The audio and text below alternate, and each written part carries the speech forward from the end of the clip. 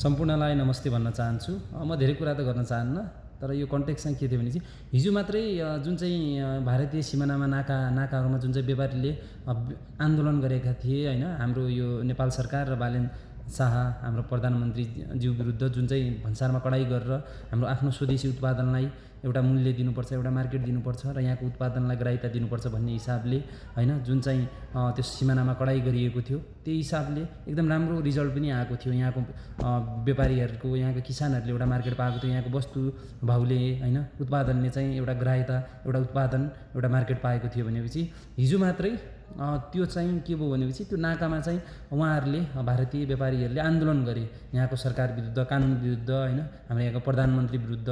अनि आज चाहिँ के गरिदियो हाम्रो सर्वोच्च अदालतले, त्यो जुन चाहिँ भन्सारमा कडाई गरिएको नियम थियो सयरुपैयाँभन्दा कम ल्याउने सामान, त्यो चाहिँ रद्द गरिदियो। ल हेर्नु त, कोइन्सिडेन्स, एउटा भारतको दबाब र यहाँको कानुन पनि भारतको हैन त्यो दबदबाप्रति चाहिँ झुक्ने रहेछ।